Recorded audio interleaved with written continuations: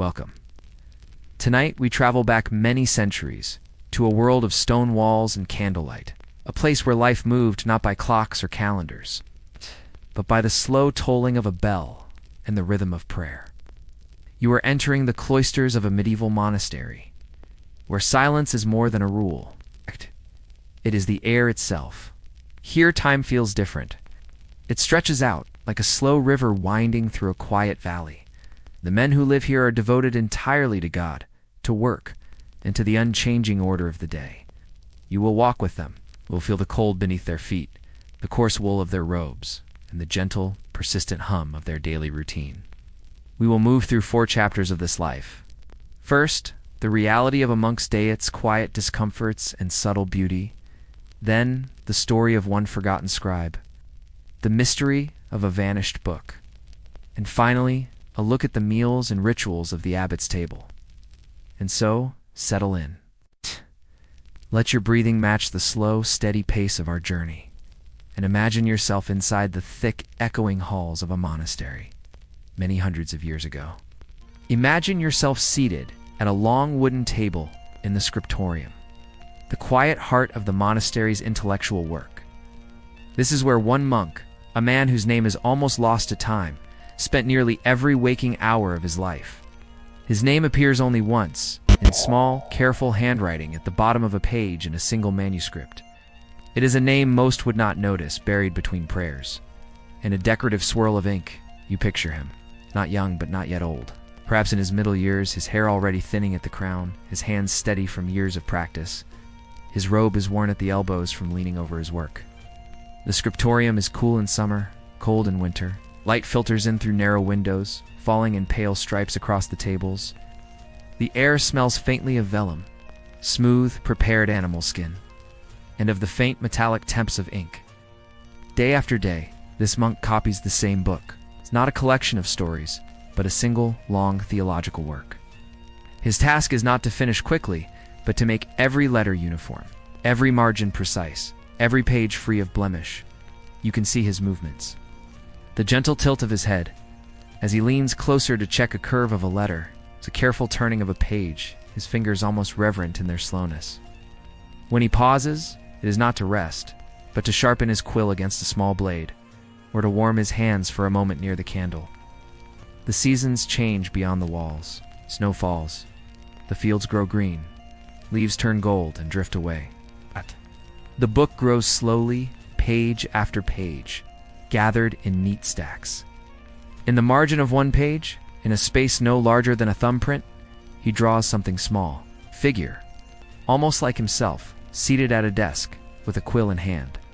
It is not part of the text, and perhaps it was never meant to be noticed, but it remains a quiet signature of his presence. Years pass. The manuscript is finished, bound in leather, and placed on a shelf in the library. The monk who made it continues his work, perhaps beginning another copy, just as slowly, just as carefully. His life is not marked by great events. No battles fought, no high offices held. But in the stillness of the scriptorium, his days are full, shaped by ink, by light, and by the rhythm of the bells. And when you hold the book centuries later, and see that tiny self-portrait in the margin, you understand? This was not only a monk, it was a person, quietly leaving his trace in the only way he could. The monastery library is not large, not by the standards of great universities or royal courts, but within these thick stone walls it is a place of deep quiet and deeper treasure. You enter through a narrow wooden door, its hinges groaning softly. The air here is different, cool, still, with the faintest scent of dust and parchment. Shelves line the walls, some leaning slightly with age. They are filled not with endless rows of books, but with carefully bound volumes spaced apart, as though each needs room to breathe. Monks keep careful records of these books, what exists, who copied it, and when. There is one book mentioned in the oldest inventories that cannot be found. The Codex is described only briefly, a theological commentary bound in dark leather, its pages edged in red. It is said to contain marginal notes from several hands, voices layered over time. And yet, search as they might, no one has seen it in living memory. You imagine yourself here, searching by candlelight. You run your hand along the spines, feeling the texture of the leather, the occasional crack where time has dried the binding. The silence is deep enough that the sound of your own breathing seems louder than it should be. There are theories, of course. Some say the codex was borrowed by a visiting scholar and never returned. Others whispered that it may have been hidden, tucked behind a false panel to protect it from thieves or fire.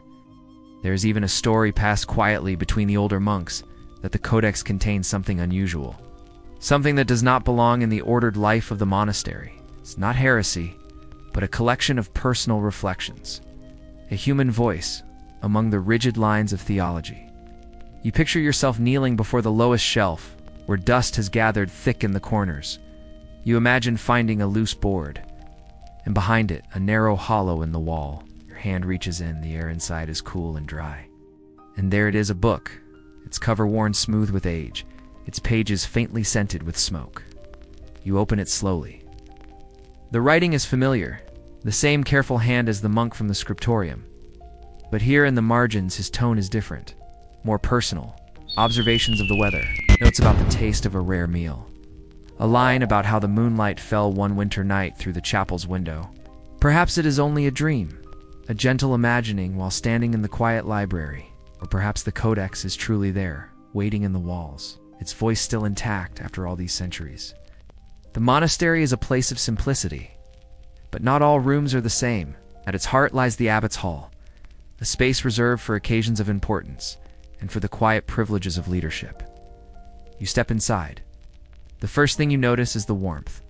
A broad hearth at one end, its fire casting a steady glow across the stone floor. The smell of wood smoke mingles with richer scents. Spices.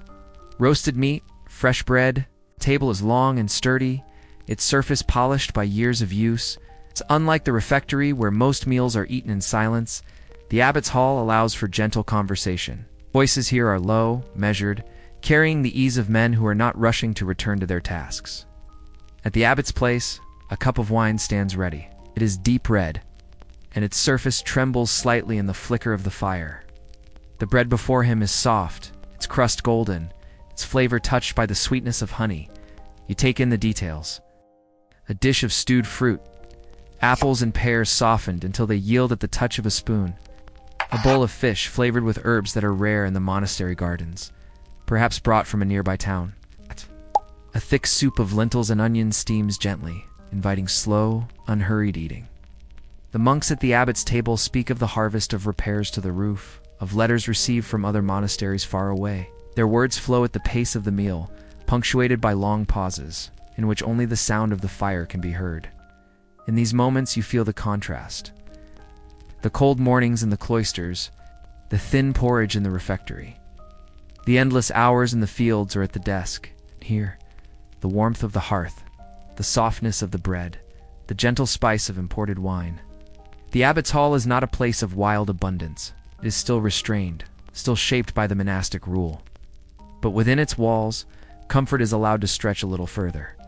The body is fed more richly, and the spirit is eased by company. When the meal is done, the candles are snuffed one by one. The air cools, and the sound of footsteps returns to the stone corridor. The abbot lingers a moment longer, looking into the fire, as though reading some unspoken thought in the embers. And then the hall is empty again, its warmth fading into the silence. Outside, the monastery settles into its night rhythm. The bells will not ring again until the earliest hours of morning. Imagine yourself in your narrow bed, the coarse wool pulled close against the cold, and somewhere nearby, a single candle still burns, casting its soft, unsteady light on the pages of an unfinished book.